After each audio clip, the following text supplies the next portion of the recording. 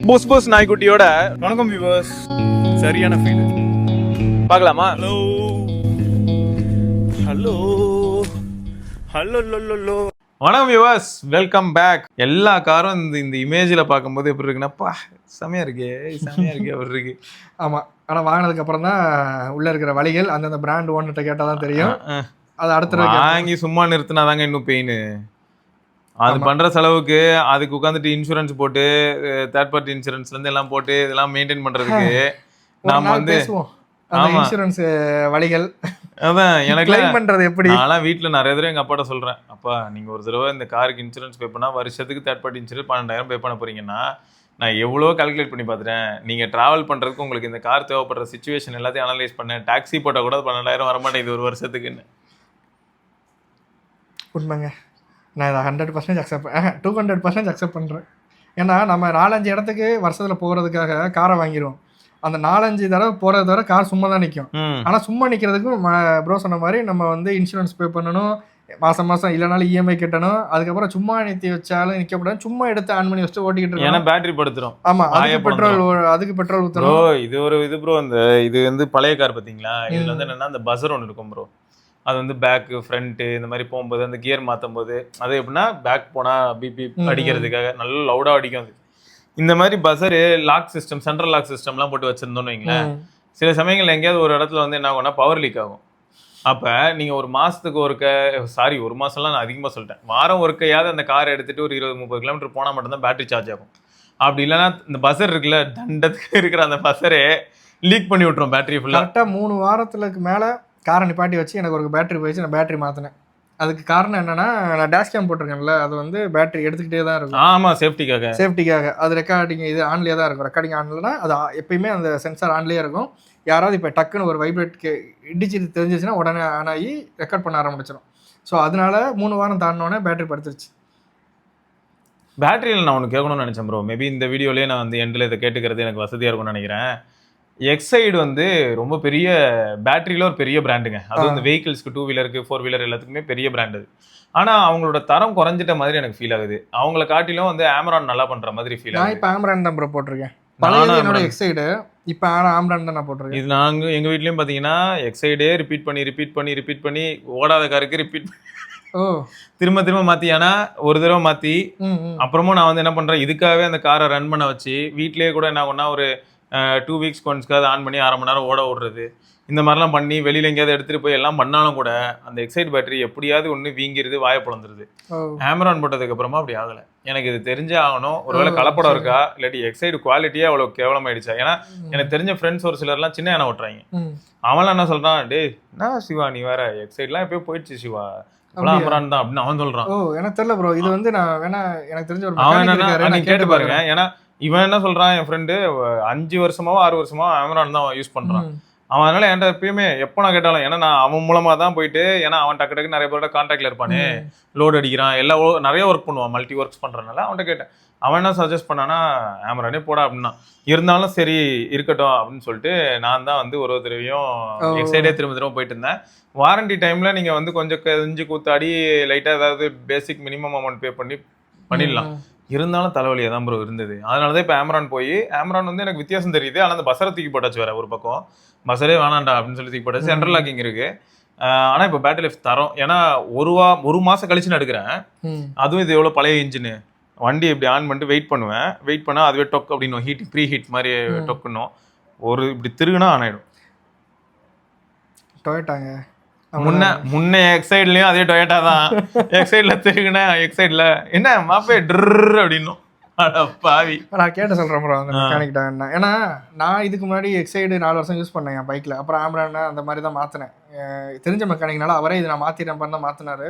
நான் வேணா கேட்டு சொல்கிறேன், மேபி இப்போ அப்படி இருக்கான்னு எனக்கு தெரியல. ஏன்னா நான் பேட்டரி மாதிரி 3 வருஷத்துக்கு மேலே ஆச்சு கடைசியாக. அதனால் இப்போ லேட்டஸ்ட்டாக எப்படி இருக்குன்னு தெரியல, நான் கேட்டேன். ஏன்னா எனக்கு வந்து இது வரைக்கும் நான் எக்ஸைடை குறை சொல்லி எனக்கு எதுவும் நடக்க போகிறதில்ல. எங்கள் வீட்டில் எல்லாருமே எக்ஸைட் தான் எங்களுக்கு பிடிச்சிருந்தது. ரீசன் என்னன்னா அதான் எல்லா வண்டியிலையும் இருந்தது. புல்லட்லேயும் பார்த்தீங்கன்னா 12 வோல்ட் பேட்டரியாக தான் இருந்தது. கரெக்ட். ஸோ அதனால அதுவே பழகிருச்சு. ஆனால் இப்போ வந்து இந்த மாதிரி கசப்பான அனுபவம் கொஞ்சம் வர என்ன ஆயிடுச்சுன்னா, என்னடா இது அதாவது ஒரு ரெனவுண்ட் பிராண்டட் மாறினோடனே அவங்களுக்குள்ளாரியே ஏதாவது ஒரு கர்வத்தில் இப்படி பண்ணுறானுங்களா. ரெண்டாவது என்ன ஆகுதுன்னா, ப்ரோஸ் வேணா கேட்டு பார்க்கலாம், யாராவது இதே மாதிரி பிரச்சனை அதான் அவங்களுக்கு வந்திருந்ததுனாலும் தெரியும். ஏன்னா எனக்கு என்னன்னா ப்ரோ, இன்னொன்று என்ன கலப்படம் ப்ரோ, இதுவும் நடக்க வாய்ப்பு இருக்கு. ஒரு நல்ல பிராண்டோட நேம் இருக்குன்னா அந்த பிராண்ட்லயே டூப்ளிகேட் பேட்டரிஸ் பண்றதுக்கு ரொம்ப நேரம் ஆகாது. பழைய பேட்டரி எடுத்துட்டு போயிட்டு நல்லா பாலிஷ் பண்ணி உள்ள எல்லாத்தையும் மாத்திட்டு திரும்ப சீல் போட்ட மாதிரி பண்றதுக்கு எவ்வளவு நேரம் ஆக போகுது. இதை கூட பண்ணலாம். நான் எப்படி இப்போ பைக்கு அடுத்த ஒரு 2 மந்த்ஸ்க்குள்ள அடுத்த பேட்டரி மாற்றுவேன். மேபி அப்போ மாற்றுறப்போ அவங்க என்ன சஜஸ்ட் பண்ணுறாங்க, இல்லை என்ன ரீசன், அப்போ டேரெக்டாக கேட்டு பார்ப்போம். இப்போ பெரும்பாலும் எல்லா பைக்ஸுக்கும் பார்த்தீங்கன்னா ட்ரை பேட்டரிஸ் தான் எல்லாரும் சஜஸ்ட் பண்ணுறாங்க. முன்னெல்லாம் வந்து பார்த்தீங்கன்னா நம்ம ஆசிட் பேட்டரி தான் போடுவோம். நம்மளே உட்காந்து அப்பப்போ டாப் அப் பண்ணணும், டிஸ்டில் வாட்டர் டாப் அப் பண்ணணும், ஏதாவது பண்ணணும். ஸோ இப்போ வந்து ட்ரை பேட்டரிஸ் இருக்கிறனால ஒரு பக்கம் ட்ரை பேட்டரிஸ் என்ன சொல்கிறாங்கன்னா, ட்ரை பேட்டரிஸ்க்கே 3 years வாரண்டி மினிமம் கொடுப்பாங்க, நீங்கள் பார்த்துருப்பீங்க. ஆமாம். ஸோ அப்போ அந்த 3 yearsக்குள்ள வாய்ப்புழக்க வாய்ப்பு இல்லைன்னு சொல்லியிருப்பாங்க. ரெண்டாவது என்னன்னா, நம்ம ஏதாவது அடிஷ்னலாக கொண்டு போயிட்டு இப்போ ஜாவித் ப்ரோ சொன்ன மாதிரி இப்போ நம்ம பைக்ஸ்லேயே என்ன பிரச்சனைன்னு பார்த்தீங்கன்னா, இந்த பேட்டரியிலேருந்து லூப் போட்டு நம்ம என்ன பண்ண முடியும்னா ஃபைண்ட் மை பைக்குக்கு ஏதாவது பண்ணி வைக்கலாம். அது வந்து எப்போ பாரு உள்ள சிம்மோட ஜிபிஎஸ் ஆக்டிவாகவே இருக்கும். அதுக்கு இப்போ வந்து ஓகே, இப்போ நிறைய மெத்தட்ஸ் வந்துருச்சு. நம்ம இப்போ டூல் வைக்கிற டப்பாக்குள்ளேயோ இல்லை எங்கேயாவது சீட்டு கீழே வந்து நம்ம என்ன பண்ணலாம், ஜியோ டேகு அதையே போட்டு விட்டு போயிடலாம். இப்போ வந்து அதெல்லாம் வந்துருச்சு. ஓகே, இப்போ நம்ம அல்ட்ரா ஒயிட் பேண்ட் வச்சு கண்டுபிடிக்கிறதுக்கு ஆப்பிளோட டேக் இருக்கு, எல்லாரும் டேக்கும் இருக்கு, சாம்சங் டேக் இருக்கு. அதனால தூக்கி சீட்டுக்குள்ளே ஒளிச்சு வச்சுட்டு போயிடலாம். அப்போல்லாம் வந்து பார்த்தீங்கன்னா, நான் சொல்கிறது வந்து 2020 கூட நம்ம ஃபோனர்னால கூட இதே மாதிரி ஒன்று ட்ரை பண்ணியிருப்போம். டிவைஸோட சேஃப்டிக்காக ஜிபிஎஸ் லொக்கேட்டர் அதெல்லாம் போடுறதுக்குலாம் அப்போ வந்து பார்த்தீங்கன்னா பேட்டரியிலேருந்து தான் லைன் போகும். ஆமாம். இதில் எக்ஸ்ட்ரா நம்ம லைட் எல்லாம் செட் பண்ணுவாங்கல்ல, பண்ணக்கூடாது ரூல்ஸ் படி. அந்த மாதிரி செட் பண்ணாலும் பேட்டரி சீக்கிரம் போயிடும். அதுவும் நம்ம போடுற லைட் வந்து பிராண்டடாகவும் போட மாட்டோம், போடவும் மாட்டாங்க. பெரிய விஷயத்த சொல்லிட்டீங்கப்பா. இங்கே இருந்த புல்லட்டில் எரியிற லைட்டு எனக்கு வந்து இந்த ரோட்டில் என்ன தெரியணுமோ அதை மட்டும்தான் காட்டும். ரொம்ப பிரைட்டாக இருக்காது புல்லட்டில் உள்ள லைட். நான் சொல்கிறது 2008 உள்ள புல்லட். அதில் நான் என்ன பிரைட்னஸ் கொண்டு போய் ட்ரை பண்ணாலும் அது ஒரு அழகான ஒரு நிதமான ஒரு பிரைட்னஸ் இருக்கும். ஆப்போசிட்டில் வர யாருனாலும் அந்த பல்பே பார்க்கலாம், கண்ணே பாதிக்காது. அதுக்கப்புறம் வந்து நான் இத்தனைக்கும் 2010 அந்த டைம்லலாம் அப்பாச்சி யூஸ் பண்ணிட்டு இருந்தேன். அதுவும் பார்த்தீங்கன்னா உள்ள பல்பு தான், எல்இடி கிடையாது. பல்பு எஃப்ஐ இன்ட்ரோடியூஸ் ஆகி சில வருடங்களில் வாங்கினேன் அந்த டைமில்.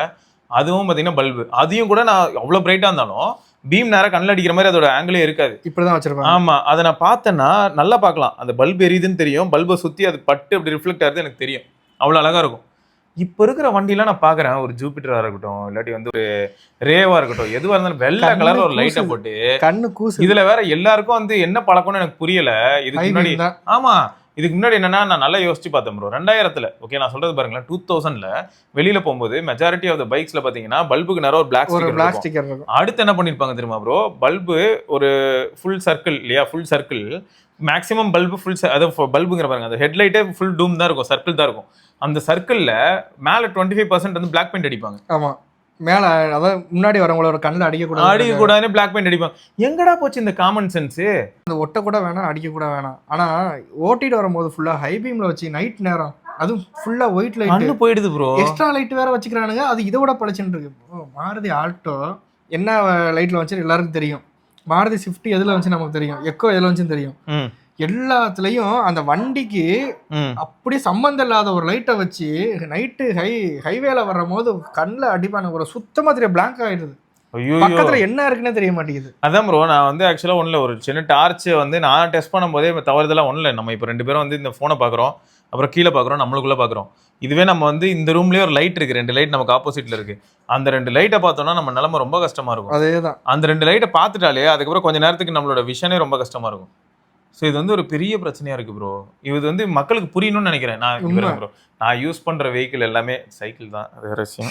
நான் யூஸ் பண்ற வண்டியாவே இருந்தாலும் கூட நிஜமாவேங்க, அந்த ஜெஸ்ட் ஒன்று வாங்கியிருந்தோங்க, வாங்கி சில மாதங்கள் ஆகுது. அந்த ஜெஸ்ட்ல கூட எல்லோ லைட் தான் ப்ரோ. அந்த எல்லோ லைட் வந்து நம்ம கண்ணில் அடிக்குது, ஆனா அது அவ்வளவு தூரம் டக்குன்னு நம்ம ரொம்ப ஒரு பவர்ஃபுல்லா அடிச்சு கண்ணிலேயே நிக்க மாட்டேங்குது. கரெக்ட், அது டிஸ்டர்ப் பண்ணாது மற்றவங்கள. நமக்கு என்ன வேணுமோ அது தெரியும். இப்போ என் வண்டியிலையுமே இது கோவம்னா பிஏஎஸ் எல்லாம் ஸ்டாண்டர்ட் கொண்டு வர தெரியுது. உனக்கு விண்டரில் வந்து டெல்லியில் ஆக்சிடென்ட் ஆகுதுங்கிறதுக்காக இந்தியா ஃபுல்லாக லைட் எரியணும்னு சொன்ன கேன இருக்குது பார்த்தீங்களா? அப்போது சரி இவ்வளோ சொல்ல தெரியுதுல்ல, ஒயிட் லைட்டுக்கு பதில் ஒரு எல்லோ லைட்டு தான் ஃபோர்ஸ் பண்ணுங்களேன் இதே மாதிரி. ஓகே, என்ன சொல்கிறேன்னு தெரில, நியாயமான கேள்வியாக கேட்குறேன். இல்லை, காரில் இருக்கிறது எல்லாமே வந்து பார்த்தீங்கன்னா இப்போ நீங்கள் அந்த ஸ்ட்ரிப்பு சொல்லும் போது தான் தோணுச்சு ப்ரோ. எல்லாருமே எல்இடிங்கிறனால ஜாலியாக ஸ்ட்ரிப்பாக போட்டுக்கிறானுங்க. டூம் ஹெட்லைட்டும் ரொம்ப பவர்ஃபுல்லாக வச்சுக்கிறாங்க காரில். எல்லாருமே ஹை பீம் வச்சு கண்ணை வஞ்சி போயிருது. எல்லாருமே மாற்றிடுறாங்க. அதை வாங்கினோடனே மாடிஃபிகேஷனில் ஃபஸ்ட்டு ஹெட்லைட் தான் மாறுது, அதுவும் ஒயிட் கலர் லைட்டாக மாறுது. நைட்டு பகலில் வந்து நமக்கு பிரச்சனையே கிடையாது. நைட்டு வந்து ஃபுல்லாக உங்களுக்கு வந்து பிளாங்க் ஆகிடும் அந்த கண்ணாடி, அதாவது கிளாஸ் வந்து ஃபுல்லாக அப்படியே உங்களுக்கு ஒன்றுமே தெரியாது. லைட்டாக டஸ்ட் ஆயிடுச்சுன்னா ஒன்றுமே தெரியாது நமக்கு.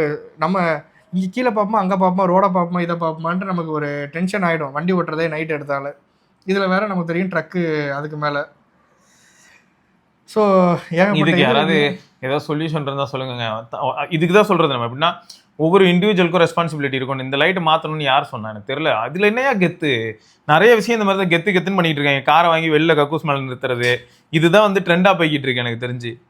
அதில் இருக்க பெயினை ரியலைஸ் பண்ணுங்க. இதில் வேற யாராவது ஒரு ஆக்டர் வந்து என்னைக்காவது ஒரு நாள் உண்மையை பேசி தொலைவான். எப்படின்னா காசு இன்னைக்கு வரும் நாளைக்கு போகும், லைஃப் வந்து ரொம்பவே அன்சர்டைனாக இருக்கு, காசுலாம் ஒரு மேட்டரே இல்லைங்க, ஹாப்பியாக இருங்க இந்த நிமிஷம் அப்படின்னு சொன்ன உடனே அவனுக்கு கீழே போய் 4 பேர் உனக்கு என்னப்பா நீ காசு பார்த்துட்ட எல்லாத்தையும் பார்த்துட்ட நீ இதெல்லாம் சொல்லுவ அப்படின்னு பின்ன பார்த்தவன் தான் சொல்ல முடியும்.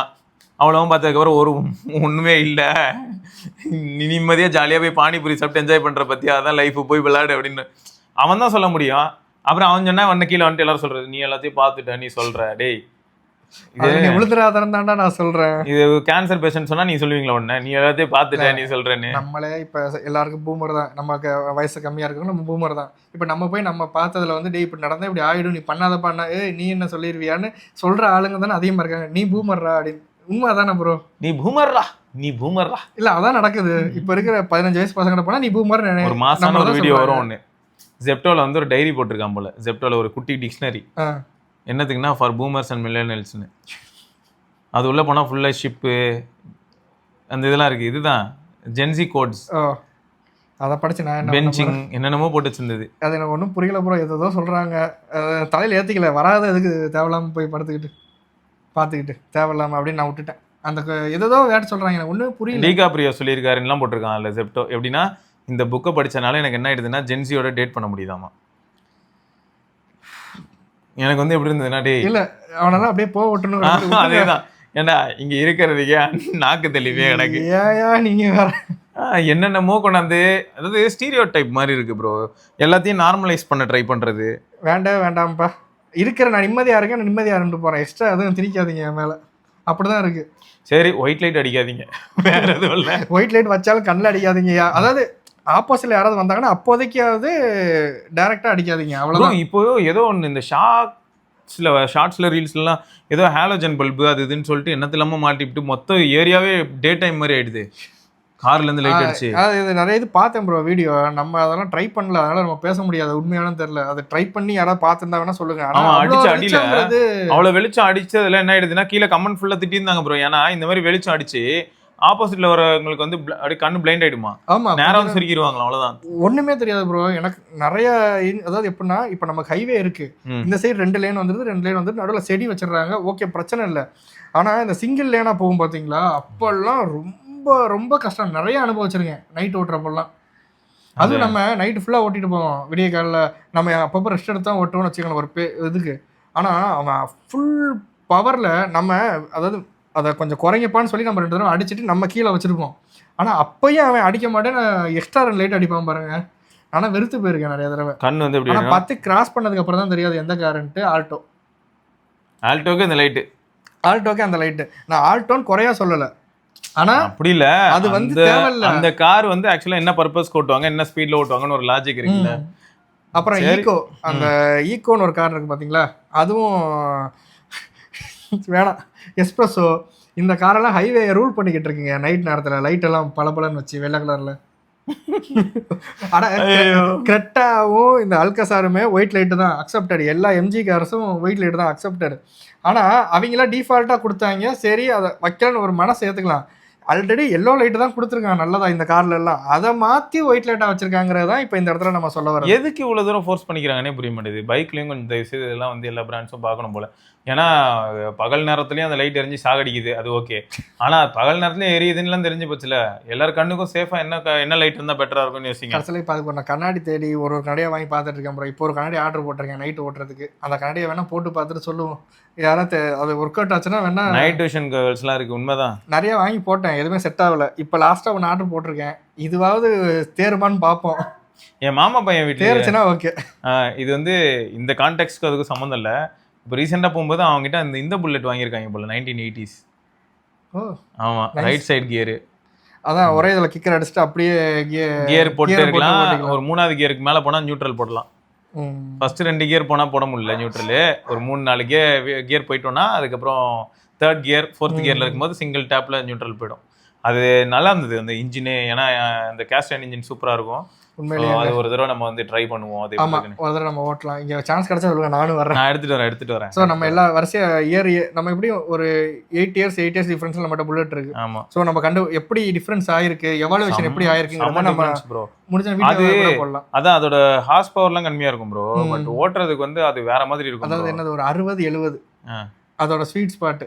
அப்படி உட்கார்ந்தோம்னா ஜம்முன்னு போலாம். இந்த புல்லட்லாம் இந்த இழுத்து ரஃபா ஓட்டுறதுக்குலாம் கிடையாது. அதுக்கான வண்டியே கிடையாது. உட்கார்ந்தோம்னா அப்படியே ரிலாக்ஸா அப்படியே சட்டை கலங்காம குலுங்காம இந்த டொயோட்டா வெல்ஃபேர்ல போனா அப்படியே இறங்குவோம்னு சொல்லுங்களேன், இனோவால போனா அந்த மாதிரி வச்சுக்கோங்களேன். அந்த மாதிரி எக்ஸாக்டா கிடையாது. ஒரு இதுக்காக சொல்றேன். இல்ல ப்ரோ, அந்த வண்டியில நான் பார்த்த வரைக்கும் என்னன்னா, பழைய கேஸ்ட் அயர்ன்ல வந்து அன்னைக்கு ஆக்சுவலா ரேப்டில ஒருத்தங்க இருக்காங்க, நல்ல மைண்ட். அவர் வந்து புல்லட்லயும் ஒர்க் பண்ணிருக்காரு. அவர் வீடியோ பார்த்தேன் அந்த ராப்டி பைக். ஆனா அதுல ட்விஸ்ட் என்னன்னா, இவர் வந்து வீடியோல வரல. இவர் வந்து ராயல் என்ஃபீல்ட்ல இருந்திருக்காரு. ஸோ இவர் வந்து மச்சிஸ்மோலாம் யூஸ் பண்ணியிருக்காரு. ராயல் என்ஃபீல்ட் மச்சிஸ்மோ வந்து இந்த 500cc பைக்கு. அது எங்கள் மாமாவுக்கு நாங்கள் வந்து எலக்ட்ரா வாங்க போயிருந்தோம். லாஸ்ட் எலக்ட்ரா, அதாவது கேஸ்ட் அயர்னில் லாஸ்ட் எலக்ட்ரா. ஆனால் கியர் பாக்ஸ் வந்து லெஃப்ட்டுக்கு வந்துருச்சு. ஸோ அது வாங்க போகும்போது மச்சிஸ்மோ இருந்துச்சு 500cc. அதுக்கு வந்து என்ன சொன்னாங்கன்னா, யானையை கட்டி தீனி போடுறதுக்கு ஈக்குவலு அது வந்து. ஆனால் அப்பயே பாருங்களேன், அந்த மச்சிஸ்மோ வந்து அவ்வளோ சூப்பராக இருக்கும், செம்ம குவாலிட்டி. அந்த கேஸ்ட் அயர்ன் இன்ஜினோட பியூட்டி என்னன்னா, ஒரு கண்டினியூஸாக நீங்கள் வந்து ஒரு 5 கிலோமீட்டர்ஸ் கிட்ட ஓட்டிட்டீங்கன்னா ஹீட் ஆகி இன்ஜின் டியூன் ஆகிடும். கரெக்டாக அந்த ஒரு ஃப்ளோக்கு டியூன் ஆகிடும். அதுக்கப்புறம் பார்த்தீங்கன்னா உங்களுக்கு வைப்ரேஷன் மினிமைஸ் ஆகிடும். வண்டியோட அந்த ஃபீலே கம்ப்ளீட்டாக வேற மாதிரி இருக்கும். எஃபிஷியன்சிலேருந்து எல்லாமே மாறிடும். ஸோ அது வந்து அவர் சொல்லிட்டு இருந்தாரு. அந்த 500cc வந்து மைலேஜ் பார்த்தீங்கன்னா ரேட்டட் மைலேஜ் 24 அப்படி தான் இருக்கும்னு வச்சுக்கோங்களேன். மெயின்டெனன்ஸ் கேவலமாக வந்து ஃபியூவல் சரியில்லைன்னா 20 கீழே போயிடும். ஆனால் அந்த எக்ஸ்பீரியன்ஸ் வந்து கம்ப்ளீட்லி டிஃப்ரெண்ட். அண்ட் இந்த இன்ஜினே வந்து எனக்கு எப்படி இருந்ததுன்னா, லோக்கலில் நான் ஓட்டினேன்னா 32 அந்த மாதிரி வரும். இங்கே ஏரியாக்குள்ளே ஓட்டினா ஹைவேஸ் போனால் 37 அந்த மாதிரி வரும். அண்ட் இப்போ எங்கள் இன்னொன்று அந்த அப்பாட்ட இருக்கிற கிளாசிக் வந்து எப்படின்னா, அவங்களுக்கு வந்து 2011-12 அந்த மாடல், அந்த ட்வின் ஸ்பார்க் இன்ஜின் அந்த டைம் வந்த புதுசு. ட்வின் ஸ்பார்க் ஃபர்ஸ்ட் பார்த்தீங்கன்னா தண்டர்பர்ட்ல இருக்கும். தண்டர்பர்ட்லேருந்து அதுக்கப்புறம் அந்த ட்வின் ஸ்பார்க் எவால்வ் ஆகி சிம்பு ஓட்டிட்டு இருப்பாரு அந்த மாதிரி அதுலேருந்து அப்படியே எவால்வ் ஆகி வந்துச்சு. ஸோ இதில் என்ன ஹைலைட்னா, இந்த ட்வின் ஸ்பார்க் வந்து அந்த கிளாசிக்கில் உள்ள ட்வின் ஸ்பார்க் வந்து எப்படி இருக்குன்னா, ஸ்டாக் சைலன்சரோட யூஸ் பண்ணா. ஏன்னா சைலன்சர் பிளேஸ் பிக் ரோல் இல்லையா. வேற இந்த கஸ்டம் சைலன்சர்ஸ்லாம் போட்டால் என்ன ஆகுதுன்னா மைலேஜ் அடி வாங்குது. ஸ்டாக் சைலன்சர் போட்டதுக்கப்புறம் என்ன ஆகுதுன்னு பார்த்தீங்கன்னு வைங்க, உங்களுக்கு வந்து 45 வருது மைலேஜ். என்னோட தண்டர்பர்ட் 350மே எனக்கு 45+ கிடச்சிருக்கு. வாங்கினதுலாம் நான் மெயின்டைன் பண்ணி கரெக்டாக ஓட்டிகிட்டு இருந்தேன். இப்போ வந்து கனெக்ட் பண்ணுறது இல்லை, காலியானா இப்போ ஓட்டிக்கிட்டு இருக்கேன். திருப்பி வேணா இனிமேல் எல்லாத்தையும் நீங்க செக் பண்ணி பாருங்க, இன்ட்ரெஸ்டிங்கா இருக்கும். இல்ல இந்த மாதிரி பழைய வண்டிங்க கொஞ்சம் நல்லா இருக்குங்க நிஜமாவே. புது வண்டி நல்லா இல்லைன்னு நான் சொல்ல வரல. பழசுல வந்து நிறைய இன்ட்ரெஸ்டிங்கான ஒரு சில விஷயங்கள் வந்து பார்த்த மாதிரி இருக்கு. பழசுல இப்போ வந்து எல்லாத்துலயுமே டெக் ஆட் ஆகிட்டே தான் வருது நம்ம. ஆனா அது நல்ல விஷயம் தான். சில விஷயத்துல அந்த மேப் பார்க்கறதுக்கெல்லாம் நான் வாங்கின புதுசுலாம் எதுவும் இல்லை. அதுக்காக அப்பயே வந்து அந்த பேட்டரியில இருந்து கனெக்ஷன் எடுத்து ஒரு டிஸ்பிளேலாம் வச்சு போனை முன்னாடி கனெக்ட் பண்ற மாதிரி இதெல்லாம் இப்போ 2015-16லயே உட்காந்து பண்ணிக்கிட்டு இருந்தேன். இப்ப பாருங்க, இன்னைக்கு காமேஸ்வரம் எடுத்துட்டு அந்த ஜூபிட்டர்ல எல்லாம் சார்ஜர்லாம் இருக்கு, டிஃபால்ட்டா இருக்கு. இதெல்லாம் நம்ம அந்த காலத்துல பண்ணுமேன்ட்டு புடுங்கி வயரெல்லாம் பண்ணி வயரை நாஸ்தியாக்கி வாரண்டி அழகா இருக்கு. அங்க இருந்து வருது, நீங்க மொபைல் ஹோல்டர்ல இருந்து கேபிள் போட்டீங்கன்னா போனும் சார்ஜ் ஏறிடும். நீங்க எங்கேயா டிராவல் பண்ணும்போது சார்ஜ் போட்டு போலாம் வண்டியில. இதெல்லாம் இப்போ இருக்கிற பைக்கில் வந்து ரொம்ப நல்ல ஆப்ஷன்ஸ் எல்லாம் கொண்டு வந்துட்டாங்க, நல்லா இருக்கு. ஆனால் ஒரு கனெக்ட் வந்து நமக்கு அந்த பழைய வண்டியில இருந்த கனெக்ட் வந்து இப்போ இல்லை. இது வந்து நான் கம்ப்ரஸரை அழுத்திட்டு கிக்கர் அடிக்கிறேன். அந்த புல்லட் கிக்கர் அடிச்சு ஸ்டார்ட் பண்ணிட்டு நம்ம அந்த பழைய சின்ன சின்ன வண்டிகளுமே ரொம்ப நம்ம ஃபர்ஸ்ட் டிவிஎஸ் 50ல ஓட்டிருப்போம். அது வந்து சைக்கிள் ஓட்டுற மாதிரி சாம்பு. அதுக்கப்புறம் டிவிஎஸ் 50 சாம்பா மாறிச்சு. சாம்புக்கு அப்புறம் எக்ஸலுக்கு அப்புறம் ஹெவி டியூட்டி. இப்போ அது ஹெவி டியூட்டியில் வெர்ஷன்ஸ் நிறைய வந்துருச்சு. அந்த மாதிரி நம்ம பழைய ஸ்ட்ரீட்னு ஒரு பைக் இருக்குமே, அவள் வருவாள படத்துல கூட நம்ம அது வந்து ஒரு நல்ல பைக். எப்படின்னா அந்த பைக் அது வந்து பைக் மாடலே இருக்காது, ஸ்கூட்டி மாடல் இல்லாம ஒரு மாதிரி கலந்து ஒரு எம்ஐடியை கலந்து வச்ச மாதிரி ஒரு பைக்கு. அதுல ஆனா கியர் போடுவோம். ஆமா 3 கியர் நினைக்கிறேன், ஞாபகம் ரொம்ப வருஷம். அது கியர் போடுறது மட்டும் இல்ல, கிளட்ச் எல்லாமே போடுற கிளட்ச் இல்ல. அதான் ஹைலைட். அதுக்கப்புறம் டிவிஎஸ் ஜைவ்லயும் கிளட்ச் கிடையாது, கொஞ்சம் ஃபெயிலியர். அது ஆமா, அது ஃபெயிலியர் மாடல். ஏன்னா கிளட்ச் இல்ல. எம்ஐடி சம வண்டி ப்ரோ. எம்ஐடி வந்து அந்த ஆட்டோ ஓட்டுறீங்க, first gear second gear third gear இப்படி கிளட்சை பிடிச்சி இப்படி கிளட்சை பிடிச்சி ஓட்டிக்கலாம். அதெல்லாம் நினைச்சு பார்த்தா எனக்கு இன்னும் ஞாபகம் அவங்க ஆடு, இந்த கரடு முரடான பாதைகளிலும் செல்லும் பஜாஜ் எம்ஐடின்னு சொல்லி தான் அந்த கல்லில் எல்லாம் போற மாதிரி அந்த ஆடை இப்படி போட்டிருப்பாங்க. உண்மையிலேயே அதெல்லாம் இப்ப நினைச்சு பார்த்தா ஒரு மாதிரி அப்படியே செமையா இருக்குல்ல அந்த பைக் எல்லாம். ஒரு கரடு முரடான போது எனக்கு என்ன தோணுதுன்னா, தெரியாம லாரியை கிளீன் பண்ணும்போது 000 வந்து லாரி முன்னாடி தொங்கிட்டு இருப்பாங்க, அதான் ஆடே. லாரி பாட்டி டிராவல் பண்ணிட்டு இருக்கோம், ஒரு சர்தார்ஜி ஓட்டிட்டு இருப்பாரு, ஞாபகம் இருக்கு. எல்லா இடத்துக்கும் வந்துட்டு ஏரியாக்கே வந்துரும், டெலிவரி ஏரியாக்கு. போன் எங்கடான்னு பார்த்தா முன்னாடி கத்திட்டு முன்னாடி கிடக்கும், தொங்கிட்டு கத்திட்டு கிடக்கும். அது பாட்டுக்கு எல்லா வெதர்லயும் அது எல்லா பாட்டுக்கு மண்ணு weatherலயும் சாயரி அதெல்லாம் ஆல் வெதர் போன் மாதிரி தான் இருந்தது. சூப்பரா இருந்துச்சு. அப்புறம் பஜாஜ்ல கூட அந்த BYKன்னு ஒரு பைக் இருக்கும். ஆமா, ஆமா. பைக்கே சின்னதா இருக்கும், சின்னதா ஆமா, பண்ணி வச்ச மாதிரி காம்பாக்ட் பைக்கா. அந்த பைக் ஒரு நல்ல சூப்பர் பைக்கு அது. அந்த மாதிரி நிறைய ஹீரோ ஹோண்டால வந்து நம்ம பழைய ஸ்ப்ளெண்டர். அதான் ப்ரோ, பழைய ஸ்ப்ளெண்டருக்கும் ஸ்ப்ளெண்டர் வந்து எதுல இருந்து எவால்வ் ஆச்சுன்னு பார்த்தா CD100 ப்ரோ. ஆமா, CD100. அந்த CD100ல உள்ள பீட் சூப்பரா இருக்கும் ப்ரோ. ஆமா, CD100 சூப்பர் வண்டி. அடுத்து ஃபர்ஸ்ட் ஸ்ப்ளெண்டர் வந்து பாத்தீங்கன்னா, அதாவது இந்த ஸ்ப்ளெண்டர் இப்போ பாருங்க ஃபுல்லா ஃபைபர். அப்போ ஸ்ப்ளெண்டர் வந்து 70 கிட்ட மைலேஜ், ஆனா மெட்டல் ஃபுல் மெட்டல்ல இருக்கும். ஸோ அதெல்லாம் ஒரு டைம். அந்த டைம்ல ஆனா இந்த பைக் மட்டும் எப்படி இருந்ததுன்னு எனக்கு தெரியல ப்ரோ. LML எனர்ஜி பாக்குறதுக்கு நல்லா பெருசா இருக்கும், கொஞ்சம் இந்த பல்சர் அந்த மாதிரி கொஞ்சம் பில்டு, அந்த ரேசிங் ஸ்டைல்ல இருக்கிற மாதிரி ஓரளவுக்கு இருக்கும் LML. ஆனா நமக்கு தெரிஞ்ச ரேசிங் பைக்னா ஃபர்ஸ்ட் நம்ம கிட்ட எல்லாரும் வந்தா அப்பாச்சி, அப்புறம் வந்து பல்சர் தான். பல்சர் அந்த ரேஸ் பைக் நமக்கு பொறுத்தவரைக்கும் அதுதான். என்ன கரெக்ட் தானே? அப்புறம் ஆனா அப்ப இருந்த பசங்களுக்கு கிரேஸும் இப்ப இருக்க பசங்களும் அந்த RX 100 மேல இருக்கு. ஆனா RX 135 ஒரு மாடல் இருக்கு, அதுவுமே நல்ல மாடல் தான். RX 100 மாதிரி 135யும் சூப்பர் மாடல். 135 பொதுவா பசங்க என்ன சொல்லுவானுங்கன்னா, ரொம்ப இதுக்கு இதுக்கு ரிலேட்டடா இருப்பானுங்கல்ல, அவனுக்கு சொல்லுவானுங்க, ஏய் அது RX 100 பேரு தான்டா, அது ஆக்சுவலா 125cc மாதிரி இருக்கும்டா, போர் எடுத்து பாடுறான்னு. இன்ட்ரெஸ்ட் அதிகம் அவங்களுக்கு. 135லாம் 150cc மாதிரி இருக்கும்டா அப்படின்னு. ஆமா, அத இன்னுமே எங்க ஊர்ல ஒருத்தர் இன்னமுமே புதுசு மாதிரி மெயின்டைன் பண்ணிட்டு இருக்காரு, அந்த RX 135 மெரூன் கலர். வேற லெவல் தான். அதுல கீழே அந்த பச்சை கலர்ல ஒரு இது மாதிரி இருக்கும், அந்த பேட்டரி இருக்கிற இடத்துல இப்படி ஒரு அந்த இது, அது முதற்கொண்டு ஒரு ஸ்கிராட்ச் இல்லாம தொடச்சி பர்ஃபெக்டா வச்சிருக்காரு இன்னைக்கு வரைக்கும் அந்த பைக்கை பாக்குறப்பெல்லாம். இந்த வண்டி இப்போ எவ்வளவு போகுது தெரியும்ல, அவரை கவனமா வச்சுக்க சொல்லணும். அப்புறம் அந்த டிவிஎஸ்ல வந்து அந்த GLன்னு ஒரு மாடல் வந்திருக்கும், லோ பட்ஜெட்ல வர்றதுக்காக. அந்த மாதிரி சில மாடல்ஸ் எல்லாம் வந்தது. இதெல்லாம் நினைச்சு பாக்குறப்போ நிறைய ப்ரோ. ஆக்சுவலா வந்து அதே மாதிரி உங்களோட கொலாபரேஷனும் நல்லா இருந்தது ப்ரோ. எப்படி மாருதி சுசுகி அப்படின்னு சொல்றோமோ அந்த மாதிரி டிவிஎஸ் சுசுகி செமையா இருந்தது, அப்புறம் ஹீரோ ஹோண்டா செமையா இருந்தது, கவாசக்கி பஜாஜ் செமையா இருந்தது. ஹூடி பாபான்னு நம்ம இவரு கலாச்சிருப்பாரு கவாசாக்கி. அவர் ஓடி போப்பான்னு சொன்னேன்டா அப்படின்னு. ஆனா அந்த பைக் எல்லாம் நமக்கு அஃபோர்டபுள் பிரைஸ்ல கிடைச்சது. ஒரு கவாசாக்கி பைக் அஃபோர்டபுள் பிரைஸ்ல நம்மளால வாங்க முடிஞ்சது. 36,000 40,000க்குள்ள ஒரு ஃபுல் எல்லாம் சேர்த்து. நான் சொல்றேன் குளோபல் மோட்டார் இண்டஸ்ட்ரிக்கே, மோட்டார் பைக்ஸ் இண்டஸ்ட்ரிக்கே இந்தியா தான் மைலேஜ் அப்படிங்கிற ஒரு விஷயத்த வந்து புகுத்துனது நம்ம ஆளுங்க தான். அப்படி கலாய்ப்பாங்க நம்மள. ஆக மொத்தம் அதான் ப்ரோ, பைக்ஸே வந்து நமக்கு ரொம்ப இன்ட்ரெஸ்டிங்காக இருந்தது ப்ரோ. ஆமாம், உண்மை அதுதான். நான் சொல்கிறேன்னு இல்லை, எல்லாருக்குமே தெரிஞ்சிருக்கும் பைக்ஸ் எந்த அளவுக்கு அது ஒரு கனெக்ட் மாதிரி. அது மட்டும் இல்லை, ஃபேமிலியில் ஒரு மெம்பர் மாதிரி ப்ரோ. கரெக்ட், அதுதான் இருக்கு இல்லையா அல்டி ஃபீல். ஃபஸ்ட்டு சம்பளம் வாங்கிட்டு நமக்குன்னு ஒரு பைக்கு நம்ம சம்பளத்தில் வாங்குறப்போ ஒரு ஃபீல் வந்து. இப்போ வெளியில் ஒரு சிங்கக்குட்டி நின்றுட்டு இருக்கு, மேக்ஸ் 100R. அது 1996 ஜானில் அந்த டைமில் எப்பயோ வாங்கினது. அது இப்போ வெளில தான் இருக்குது, நம்ம அதையும் பார்க்கலாம் கண்டிப்பாக. எல்லா பைக்கிங் கூட ரீவிசிட் கூட நம்ம பண்ணலாம். ஏன்னா நமக்கு இந்த நம்ம சர்க்கிள்லேயே இருக்கு. என்னோட ஃப்ரெண்டோட தம்பி, அவன் ஒரு R15 ஆச்சு RX 100 பைத்தியம். சூப்பர். அதுக்காகவே RX 100க்கு வெயிட் பண்ணி எங்கேயோ போய் வாங்கிட்டு வரணும்னு சொல்லி அடம் பிடிச்சி 1 லட்சம் அதை செலவு பண்ணி வாங்கிட்டு வந்தோம். அதாவது அந்த பழைய பைக்கு தான் இப்போ விலை ஜாஸ்தியாக கிடைக்குது. ஆமாம், அதாவது ஓல்ட் இஸ் கோல்டுங்கிறது பழசில் தான் இருக்குது. இப்போ வந்து ப்ரொடக்ஷன் ஜாஸ்தியாகிடுச்சு. ஸோ எல்லாருக்கிட்டையும் எல்லாமே ஈஸியாக கிடைக்கிற மாதிரி வந்துருச்சு, இன்க்ளூடிங் ஃபோன்ஸ், கேஜெட்ஸ் எல்லாமே சொல்கிறோம்.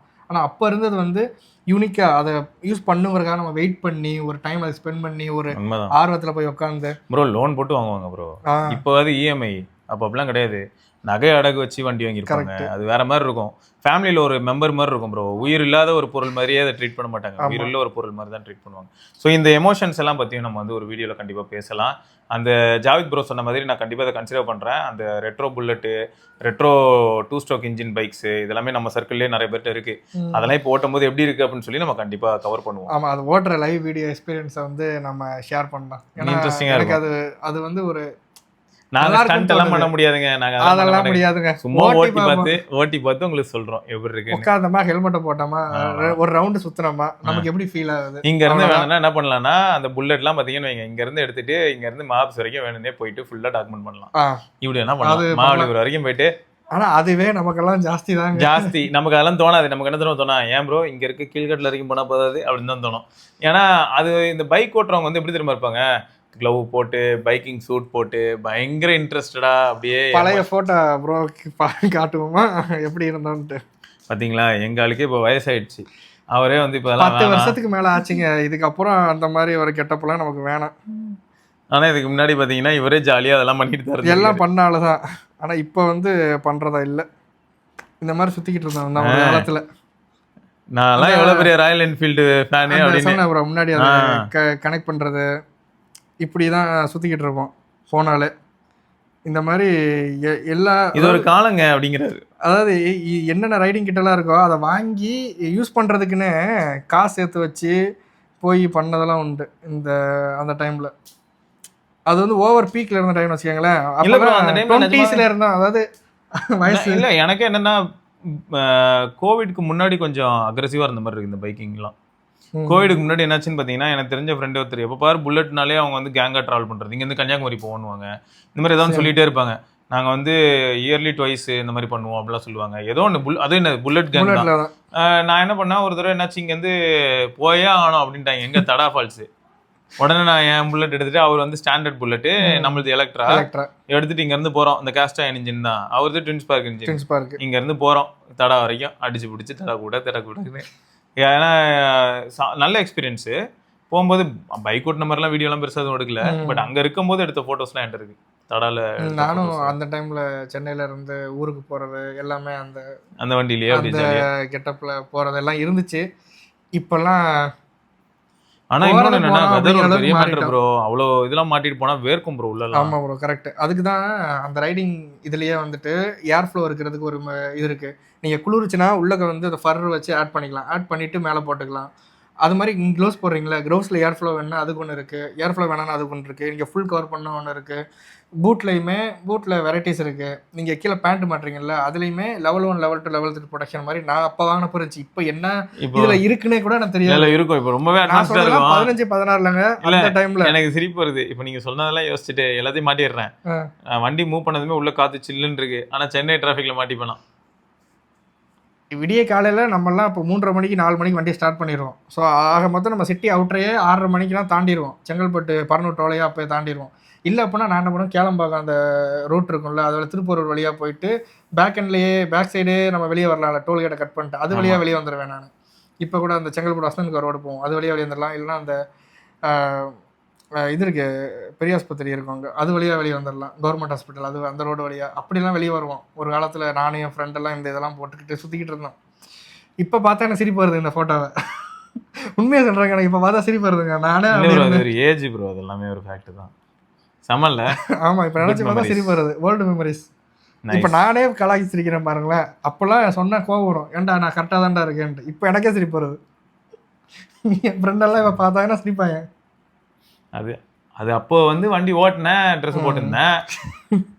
இப்பயும் வண்டி ஓட்டுறோம், ஹெல்மெட்டோட நிப்பாட்டிக்கிறது, உள்ளூர்லயே ஓட்டிக்கிறதுங்க, வெளியெல்லாம் போறதில்லை. எதுக்கு அப்படின்ற மாதிரி. அதே மாதிரி 2016-15 அவுட்டர்ல ஹைவேஸ் கம்யூட் வெஹிக்கிள் நம்பர்ஸ் வந்து கம்மி. இப்போ இவ்வளோ கார் வாங்கினால இவங்க வேற அங்கே சுற்றிக்கிட்டு இருக்காங்க, பயமா இருக்கு. ஆனால் உண்மை ப்ரோ, சீரியஸ்லி அப்போயே நம்ம ஒழுங்கா ஓட்டலாம் போவோம். இப்போ ஒழுங்கா ஓட்டலன்னு சொல்கிறக்குள்ளே 10 பேர் நம்மளை கிராஸ் பண்ணிடுறான். அப்போ அவ்வளோ கூட்டம் இருக்குது இப்போ ஹைவேல நம்ம எடுத்துக்கிட்டேன். ஸோ எனக்கு அதான் சொல்லியிருக்கேன், சேஃபாக இருந்துக்க வேண்டியதான். நம்ம சேஃபாக இருந்தப்போ நம்ம கரெக்டாக இருந்தப்போம். அதே மாதிரி ஒருத்தர் கரெக்டாக இருந்தாலே எல்லாம் மாறிடும்னு நினைக்கிறேன். கொஞ்சம் பயமாக தான் ப்ரோ இருக்கு.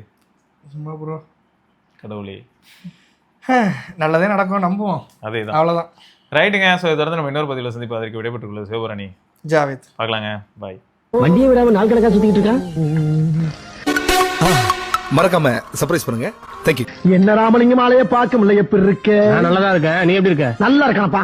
மத்தவன் பேச்ச கேட்காதே, பெத்தவன் பேச்ச கேளு. யதோ யதோ கவசாக்கி, அதோ அதோ மிட்சுபிஷி, சௌபாக்கியா.